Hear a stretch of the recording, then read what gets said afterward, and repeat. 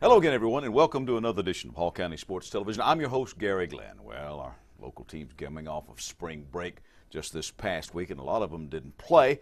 Some of them did, and we'll talk to you about that in just a few moments. But we're going to start this week's show off with soccer, and some of the top-ranked teams in the state play right here in Hall County. In fact, we have ranked teams in the same region in 7 AAA. Joining us to talk about all of that is Tim Gale, coach of the number 2 ranked West Hall boys, the Spartans. Tim goes between being Dr. Gale in the classroom, teaching chorus and music and things like that, to Coach Gale on the soccer pitch. And you told me before we turned on the cameras, Tim, that you're still doing the split thing between Johnson and West Hall. Yes, I am. And do you find that sometimes when you're over there being Dr. Gale at Johnson that you get some feedback from the soccer boys who know you as Coach Gale too? Well, I don't really communicate much with those soccer boys. I see them in the hallway occasionally and say hey to them. It's always pretty pleasant. They're a good group over there, quality boys at Johnson, and I enjoy them. We respect their team. You know, we've played them. Yeah. I know a lot of the boys have known them, and so it doesn't seem to become an issue that I can tell. Now, they may behind my back. You know, they may say, oh, those West Hall Spartans. But to me, they're very respectful, and I appreciate that. That's a good quality team. Yeah, well, and we do have good quality here in Hall County. Talk to me a little bit about that. The competition that you have, not only just in your region, but here in Hall County, is really something, isn't it? I mean, I alluded to that in my opening remarks, but some of the best teams in the state, boys and girls, playing right here in this one county. We do, and it's good for us because we get the chance to play a lot of these teams, you know, whether they're region games or non-region games. We can play a lot of non-region teams that are very high quality, and we enjoy them. We enjoy the competition, enjoy the experience of playing them, and we improve because we're playing good teams. And, of course, we've got the 3 teams in our region sitting near the top, just side by side, and they're all just quality teams. They're all very good teams, and, you know, on a given night, anyone can win it, I think. Now, you had an earlier win talking about some of those teams. We're talking about you and East Hall and Dawson, and you had a really quality win over Dawson County earlier this season, didn't you? Well, it was a quality game. Being at the game, it was an exciting game. I think it was the best game of the night anywhere in the state that night. 2 quality teams played very high caliber soccer, just good, hard, smart, quality, skilled soccer all the way on both sides. Dawson County is a very, very strong, very fine team. Enjoyed playing them. We really appreciate the chance to play that kind of team. Of course, in our regions, we're going to be playing them. But yeah, good teams, good quality. It was a great game. I mean, we ended up coming out on top. We were able to find ways to score this time to playing them, as we haven't in the past always, which helped us out. But it was still down to the wire, went to overtime, and got a couple of goals in the overtime period, which was great. Key in the overtime has to be, and I heard some remarks that you made after that, and one of the reporters remarked that you seem to be in really good shape, but you said there's some holes we got to fill in. Is that when these games go to these extra periods, conditioning has got to be a factor, because that's when not only the legs get tired, but the mind gets a little tired too. Well, it's true, conditioning and depth of your team. And one of the things I think that helped us is we have some quality guys coming off the bench. And that made a big difference. We could throw people in there, give us some quality minutes, give us chances to score, play great defense, and then maybe get some starters back in together and try to have them go. And so I think that made a difference in that game potentially. Seemed like it did anyway, that we kind of kept our strength, kept our stamina pretty well because we had those players to throw in there and play. When did you see this team really start to come together and gel to be ranked as high as number 2 in the state? Well, I think the components have always been there, but just finding our way to feel what we could play best. We worked some different formations, just different people in different spots, finding our way a little bit with that. And that's kind of how teams progress anyway, I think. I think they experiment a little bit, and I think we did some experimentation, different people in different places. But the boys are playing kind of where they know to play, the formation, they know how to play well. They've been tweaking it as we've been going. It's hard to say. I think, you know, we played some good games. We tied earlier on in the season against non-region, even though we weren't finding our as many strikes as we'd like to find. But we've kind of found our way a little bit now as the season's progressed, and so we're we're doing a better job of finding quality shots, having better possession, playing some pretty good defense, and that's helping us. You know, you really don't have to like each other to play well, but it helps. And team chemistry is really something. You got good chemistry on this team? I think we do. Now, we need to find ourselves after break. You know, we had a rain out right before break. We couldn't play. We were disappointed not playing, and I feel like it's been forever since the boys have really worked together and played a quality game together. But these boys have been together a long time. A lot of seniors on the team, some juniors, they played together for years. We do have good chemistry. They pick it up. They probably pick each other up and watch each other's back, if you will, in the games. They're just quality players. When they play like a team and play smart soccer, they're very, very good, and they're very good for each other. You and I both know about rankings. You know, they're good for talking about it. But, I mean, it's flattering. Don't get me wrong. I mean, it's really flattering. But this is a sport, like so many, where you don't have to depend on somebody ranking you at the end of the season. You play your way into the playoffs. And you made it all the way to the Final Four last year. What's it going to take to get back, Tim? Well, we need to continue this week, particularly after being off for a week, as such, to get back together as a team. We've got to condition hard. We've got to be ready to play. We play Friday night against East Hall. Well, I'm sure we'll talk about that. But we got conditioning to do. We got to start playing like a team. I feel like we can work together with our full squad and do some scrimmaging, do some small-sided games, do some training exercises, some drills that help us get ready for that game. We've got a lot of work to do. I mean, it's here. I mean, we're on the doorstep of doing something really great, and we've got to be in shape and get ready. So we're going to work hard.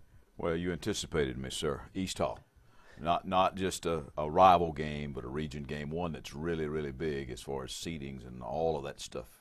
You know, and you're kind of hitting right here at the very end of the season. I mean, the games that you play at the front of the season, they matter too, but they seem to be the microscope is tuned in on games like this, aren't they? Correct. We've got to be ready. I mean, they're such a quality team. They've got some experience. They've got skill. They've got knowledge. They can play the game. And we've got to be fully ready. And the Toledo kid is really, I mean, he's just a scoring machine, huh? Do you do anything? Is it like in basketball where you got kind of a junk defense so that they throw at the leading scorers? I don't want you to give me your strategy, but do you do that kind of thing in soccer? Well, you have to consider those kind of players. You've got to control their play. You have to limit what they can do, and that's probably the best way that we look at it, is just limit what they can do, given that they can show up any moment and take a strike and score. But if we can do our job, play our defensive strategy the way we can play, and we put some high pressure, it will make it more difficult for him to be as successful, because he is a very, very fine player and a good boy as well. And conversely, what have you got to do other than defend him on your side of things? We've got to find a way to connect some passes.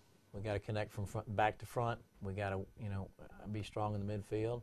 We've got to find ways to get the ball to the foot of people that can strike the ball well and give ourselves chances. And that's a big thing. If we possess the ball well and give ourselves chances, we may have a chance against them Friday night. All right. Tim, thanks for coming in. Sure. Appreciate it. And as always, good luck to the Spartans the rest of the way. Thank you very much. All right. Tim Gale, head coach of the Spartan Boys of soccer. Well, the world will come to see us once again here in Hall County. That story when we continue.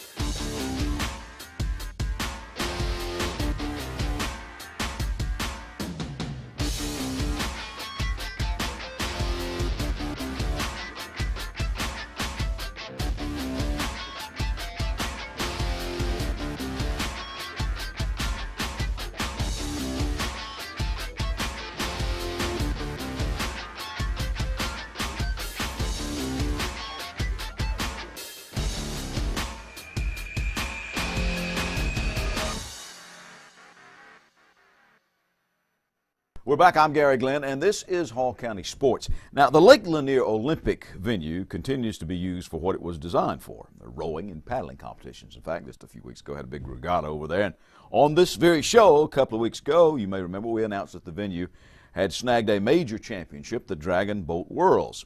Now, it turns out they've got a couple of championships coming up, the Pan Am Games, as well as the Dragon Boat Worlds. Join us now to talk all about that is Jim Odell, one of the coaches for the Lanier Canoe and Kayak Club, and himself a veteran dragon boater with a world title to his credit, along with the rest of his team over there.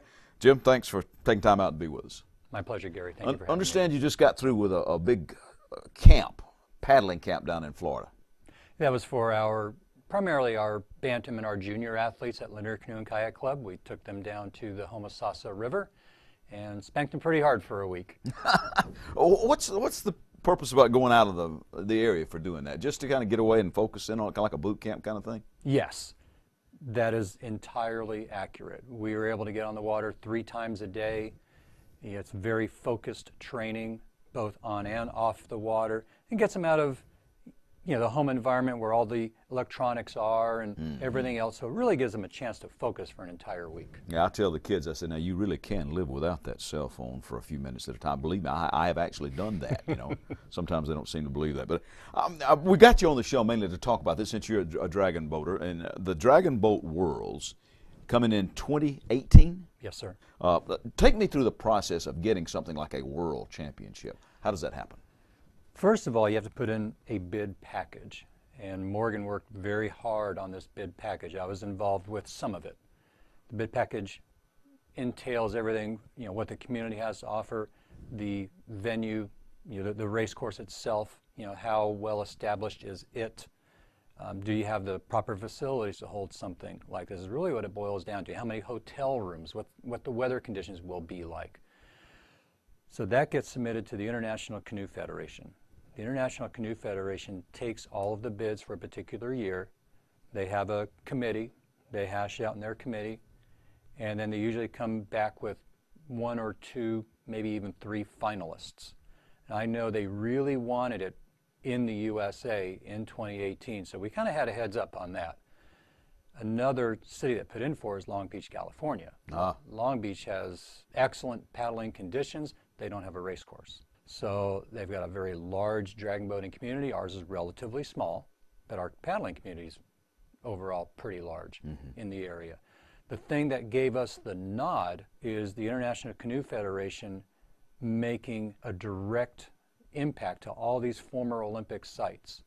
They are going back to former Olympic sites all over the world for their various disciplines, from whitewater to wild water to slalom to flat water and dragon boat, to revitalize Olympic venues. Thank God ours is in the middle of a revitalization of sorts, and this is kind of the cherry on top of the sundae.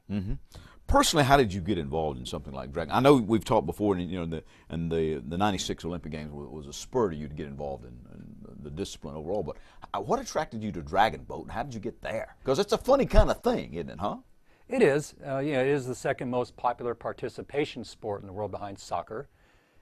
And when it came to the venue, was really my exposure to it. It arrived at the venue, the Hong Kong Atlanta Dragon Boat Festival. Yes. And the whole team building aspect, being with a human resources background and a safety background in my professional career, if you would, I saw that as a tremendous team building opportunity. And I absolutely dove into what makes a dragon boat paddler tick and how it transfers the cross-discipline aspects. You can put a flat water canoe kayak paddler in a dragon boat. You can take an outrigger canoe paddler, put them in a dragon boat. So it really is a nice melting pot for various disciplines of paddlers and even non-paddlers. The thing that excited me the most was being in that steersperson position and keeping that boat either going straight down the course or hugging the corners in a 2,000-meter race. And that's where I really found my niche, if you would, as one of the Team USA steers people. These are going to be like various distances and so forth that you're going to, just like we see in the regular the people when they go to a regatta or paddle? Yeah, most regattas you're going to have pretty much one distance. Yeah. At the Hong Kong Atlanta Festival and the Gainesville Hall Dragon Boat Challenge coming up the first weekend of June right here on Lake Lanier, we try and do a couple of different distances to give people variety. At World Championships, it is 200 meters, 500 meters, and 2,000 meters. Have the dates been firmly established now for the Worlds in 2018? I think they're still a maneuvering that But about when? early September. Early September, okay, in 2018. But before that, now you guys have managed to snag the Pan Am Games. Yeah, again, our venue manager, Morgan House, has been very, very busy bringing events to the venue, and the Pan Am Championships is an Olympic qualifier for the Rio for this hemisphere. Wow. So it will be absolutely spectacular to have home water and some of our homegrown athletes that really stand a good chance of going to Rio to be able to qualify right here on Lake Lanier. And when is that exciting. coming? That'll be next year in the summer. 2016? Yes, sir. I believe it will be early, or like late spring. It's right before the Olympics, basically. Wow. It's going to be very, very neat. How big a deal is all of this? Do people around here realize how big a deal all of this is, Jim? I really don't think so, at least not the general community. Yeah. I think in circles, absolutely. The Pan Am Games, to land an Olympic qualifying event, the last time we did that was in 2003, which was the ICF Flatwater Worlds. So the Pan Am Championships, maybe not quite as big as ICF World. It's a big deal because a lot of times your Pan Am Championship is going to be at the Olympic venue. This time, it's right here. So it's a big deal. Yeah. These Dragon Boat Worlds, as an example, the ICF Worlds in 2003, I want to say there was maybe 700 some odd athletes. Even if, and I'm just using an average, if an average of 14 countries come to Dragon Boat Worlds with an average roster of 75 people, you're talking almost 1,100 athletes. It's a big deal. Yeah, it is a big, and not just for the athletic competition, but the economic impact on the community and all that kind of stuff, huh? It's going to be tremendous. I can tell you that even with 14 countries, hotel rooms are going to be at a premium. I do believe we will look at some of the real estate companies, see if they have any lake rentals available. Yeah. I'm sure some of the teams will want to stay, very close to the venue and renting houses. A lot of countries would want to do that. But before we get away now, you did allude to some other things that on the local level we got coming up. What's the next thing, big deal at the venue? Let's see, next weekend is the Kayak Trader Challenge. It's an open race for anybody and everybody. Can paddle anything, from stand-up paddle boards to recreational canoes to flatwater canoes, kayak racing. There's the Southern Invitational, which is in June. There's a little something there. Again, that would be the second week of June. The first weekend of June is the Gainesville Hall Dragon Boat Challenge, which is a fundraiser for the Special Olympics. We also have no conflict, really, but in the same realm, ESPN is going to be at the venue this Friday. Really? And they are there to film a spot for the Special Olympic World Games, which will be coming up in July over in Los Angeles. Okay. And we have a paddler, Will Crane, who has been selected to represent USA in kayaking. So ESPN is going to be at the venue all day Friday filming Will Crane. So it's kind of neat. They're going to do a little spot during the World Games. Well, cool. Jim, thanks for coming in. Always a pleasure. pleasure to talk to you, brother. Good talking to you, and Gary. good luck out there at the venue. Keep us posted, okay, on things that are going to be happening. Yes, sir. Thank you so much. All right. Jim Odell of Lanier Canoe and Kayak Club and the Dragon Boating Community. We're going to hit the links when we return. Your one-stop spot for complete auto repair is the Auto Works shop on Sprout Springs Road. On everything from oil changes to brakes, new and used tires and tune-ups, even the big jobs like transmissions. The specialists at the Auto Works can have you up and running just like that. Talk about value. The Auto Works will not be undersold on used tires or any locally priced repair job. Ask about special discounts for students and teachers with your ID. That's the Auto Works at 6671 Spout Springs Road, just past Flowery Branch High and Spout Springs Elementary Schools. Phone 770-967-1732. Hello again, everybody. I'm Gary Glenn, and this is Hall County Sports. Golf for this particular segment, and a ton of talent once again on the Gainesville boys golf team. It seems like whatever format they seem to use. At the Big Red Shootout now, they were runners-up to Mill Creek, and it's a tournament that uses a scoring system called the Modified Stableford Scoring System. Instead of stroke play, you get points. Well, Spencer Ross, Gainesville, shot 3 birdies and an eagle to finish with a 2 under par 70, and he was the tournament's joint top scorer, tied with Mill Creek's Alex Markham. Had 46 points. The Gainesville team finished 4th at the Georgia-South Carolina Challenge. Ralston shot a 7 under par 137. Meanwhile, to win the individual championship in the Champions Invitational, like long ago in Alpharetta.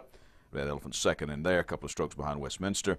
Nathan Williams shot a 149 for 5th place. Lawson King carded a 155. Brady Holcomb Ryan Hogan and Davis Weaver also on the Gainesville team. Gainesville also repeated as the Hall County golf champions on the boys' side, and Ralston won that individual title. And I've spit out a lot of statistics, and joining us now is Coach Bryson Worley, who is the Gainesville boys golf coach. Thanks for taking time out to be with us, Coach. Appreciate you having me again. Well, as I said, I spit out a lot of things, but you've played other tournaments besides these and have done well this year. Yeah, we won the Apple Mountain Invitational again this year. And played really well. Spencer shot 67 at that one. He actually finished second in that event. With a 67? With a 67. Wow. Yeah, it's a young man from Brookwood and then a young man from Lambert tied. That 66 actually cut him on that day. So, yeah, we've played pretty well. We play again this weekend at Chateau Alon, and our region tournament's Monday. And then we have another event and then the state tournament. So. Well, it's coming down to it, isn't it? Coming down at the end of it, yeah. We needed a break. We played a lot right there in a row, and so it's good to have a little spring break and then get back in it. You and I have discussed this at times, Bryson, but year after year, you seem to be always in contention for region and state championships in golf. Now, is there a reason for that? Well, I got good players. That helps. Well, yeah, and winning attracts winners too. That's right. We've always, my philosophy's always been to kind of grow up from the bottom up. That being said, meaning that you're only as good as the bottom half of your lineup. Everybody, especially once you get in 5 and 6A, everybody's got 1 or 2 really good players, and it's are pretty decent players. And then it always comes down to that 4th, 5th, 6th score. Who can bring that score in there and do well, and that's usually what happens as far as or what you need to have happen is for those guys to play well. And so that's been our philosophy, is to build it from kind of the bottom up and go from there. Well, and that way it's kind of like cross country. It's when sometimes you'll always have that guy that's the fastest guy on there, but if he doesn't have that bunch of teammates behind him that's pretty close, then you don't win a lot as a team. That's right, and we stress that a lot with the team, and our guys know that. And we also for us, it makes competition in practice a lot. I mean, it's hard to try to qualify for the team, right? Just to get on. We've got some good players that have to sit and watch, and that makes everybody a little bit better, and it's never a bad thing. So yeah, that's probably a big reason for why we've been so successful. Well, it's an individual sport. We're sort of made into a team sport. I understand how that works too. Yeah. But speaking of individuals now, I mean, Spencer Ralston. Spence is having a great year, isn't he? Huh? Yeah, I mean, there's a reason he's going to the University of Georgia. He's first of all, he's a great kid, a great young man, and all of our guys are. But just very dedicated, always been a really good player, just kind of always been a step above, and really humble and works. He has certain goals and things he wants to achieve, but I always told him we'd see how good he wanted to be when the fumes got him. I mean, gas, fume, and perfume. Yeah. And he turned 16, and he's kind of risen to that challenge, and he's had setbacks, and you always want to see how they handle adversity and setbacks, and he's done it. A really good job of working through those and fighting and become one of the best players in the state and in the nation. And just a junior. He's just a junior. That's wow. Right. So one more year. You got him for one more year, Coach. If he stays healthy and stays interested. Stays healthy. Yep. All right. Well, as you said, you got some big tournaments coming up, including the region and states, and you got to hope that you're always in the mix, aren't you? Yep. Our goal, we always talk about being relevant. It's really hard to win in golf. I know we've been really lucky the last few years winning a lot, but it's really hard, and our guys are seeing that this year. I mean, even we're still a really talented team, and I put them in really hard terms. I mean, really tough events. So good teams there, and it's been really good to see them respond and get a little hungry. But we're always relevant. We're always in the mix, and that's something that's important to us. Yeah, you can't win if you don't have a chance. Well, that's right, and the competition kind of tunes you up for that a little bit. Absolutely, yeah, absolutely. And this weekend's we have the North Georgia High School Classic, which is usually at a Shasta Golf Club in Dahlonega. That's at Chateau Alon this year because of some scheduling conflicts. But it's one of the best tournaments in the state. And where's the region going to be? It's at Chateau Alon Monday. So we'll play Friday, Saturday, and then Monday at well, that's got to be a little plus for you, that's huh? Right. That's right. Knowing the course. Yep, that's right. All right. Before you get away, Bryson, you put on your hat as an associate athletic director. Okay. And you, again, got a pretty good spring going in Gainesville athletics, don't you? We do. We do. All of our sports are doing really well right now. Obviously, baseball's in the fight for region title, so is soccer, boys and girls soccer, and so tennis is doing really well.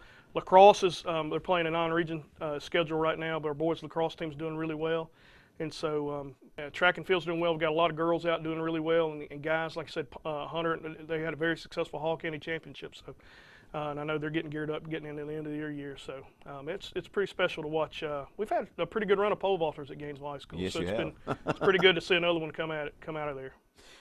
What's the process now for the overall athletic directors, as the news came out a few weeks ago that Coach Vickery probably will not be back as athletic director? Well, it's my understanding that there's a district-wide athletic director position. Okay. It's a little bit more than athletic director. It will be director of athletics and student activities, meaning some other things involved in the school district. So I think that's kind of where we're going, and I don't know about the school level right now. So we'll see what happens with that. So it's an overall thing then for the whole Gainesville try to help school with system. some feeder programs and some other things as well. Well, I asked Wayne, I said, what are you going to do? And he said, after 36 years, he wasn't sure. But God bless him. He's done a good job. And He's good done luck. very, very successful. That's right. Absolutely. Bryson, thank you for coming in. Good All luck to all the athletic programs at Gainesville. You know, we support the folks over there. Thank you. I appreciate and it. all of our local teams in the Hall County school Absolutely. system as well. All right, thank you. Bryson Worley, the Gainesville golf coach and associate athletic director.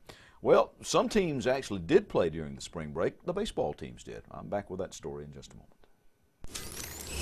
We're back here on the set of Hall County Sports Television. Gary Glenn along with Rob Bruce, who is the lead pastor at McEver Road United Methodist Church. And Rob just got through with the Lenten series on Easter. That's right, Gary. Hey, do you know how long Easter lasts? Like most folks, it's Easter Sunday unless it's a season of some sort. Well, as a matter of fact, it is a season. It lasts 50 days and is over on Pentecost Sunday, which this year is May 24th. But here at McEver, we worship the risen Savior every Sunday, and we'd like for you to join us if you don't have a home church where you can experience the risen Savior every Sunday. Rob, that's great. Thank you for dropping by. All righty, Gary.